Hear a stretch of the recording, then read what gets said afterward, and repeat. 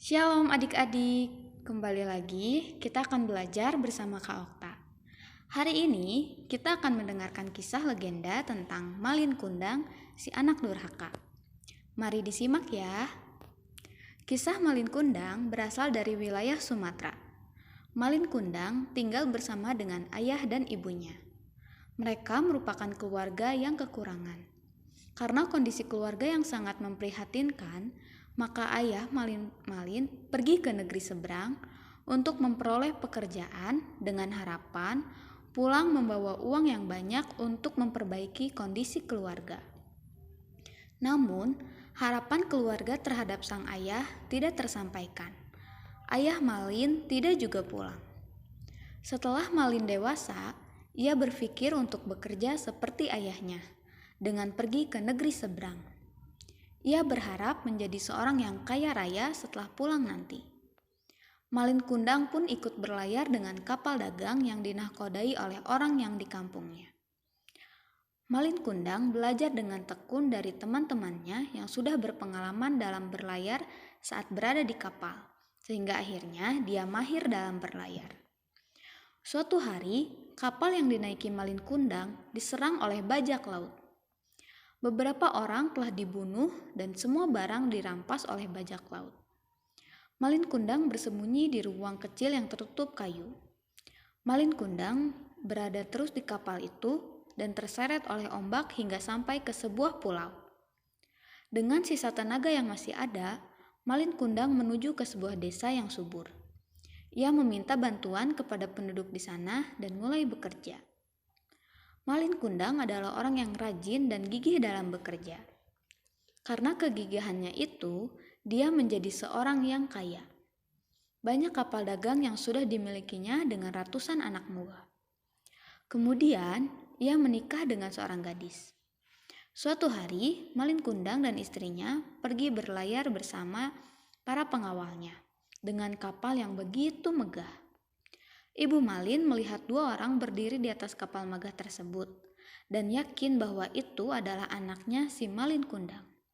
Setiap hari ibunya menunggu anaknya itu pulang di dekat pelabuhan. Setelah Malin Kundang turun dari kapal, ibunya menyambutnya dengan penuh rasa sayang dan rasa rindu terhadap anaknya itu. Melihat bekas luka di tangan kanannya itu, sang ibu yakin bahwa yang ditemuinya adalah benar-benar Malin, anaknya yang ia rindukan selama ini. Ibu Malin langsung memeluk anaknya. Tapi, Malin Kundang segera melepaskan pelukannya itu dan mendorong sang ibu sampai terjatuh. Ia tidak mengakui ibunya, karena ia merasa malu mempunyai ibu yang sudah tua dengan pakaian yang compang-camping. Istri Malin Kundang bertanya apakah itu ibu Malin. Malin menjawab bahwa ibu itu adalah pengemis yang mengaku sebagai ibunya agar mendapatkan harta Malin Kundang. Beberapa kali sang ibu meyakinkan kepada Malin, tetapi tetap tidak dianggap oleh Malin. Kesedihan, kekecewaan yang dialami sang ibu sudah begitu dalam. Ibunya tidak percaya bahwa anaknya kembali bukan dengan harta untuk menemui ibunya, tetapi kembali dengan harta sebagai anak durhaka terhadap ibunya. Dengan rasa sedih yang sangat dalam, Ibu Malin Kundang berdoa kepada Tuhan, jika benar Malin adalah anaknya, maka ia akan berubah menjadi sebuah batu. Dan benarlah, angin kencang datang. Badai menghancurkan kapal Malin Kundang yang begitu megah. Badan Malin Kundang perlahan membeku kaku dan berbentuk menjadi sebuah batu karang. Nah, itu tadi adik-adik kisah tentang Malin Kundang. Pelajaran yang bisa kita ambil adalah kita harus menghormati orang tua kita, karena orang tua kita sudah merawat dan membesarkan kita hingga saat ini.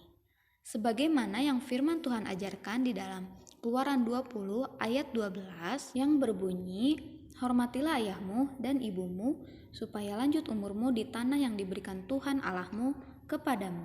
Baiklah, sekarang Kak akan memberikan tugas untuk kalian. Tugas untuk kelas kecil yaitu menggambar batu Malin Kundang. Tugas untuk kelas besar yaitu menggambar batu Malin Kundang dan menuliskan, "Aku akan selalu sayang kepada orang tuaku." Sekian dulu materi kita hari ini. Kerjakan tugasnya dengan penuh semangat ya adik-adik. Sampai jumpa, Tuhan Yesus memberkati.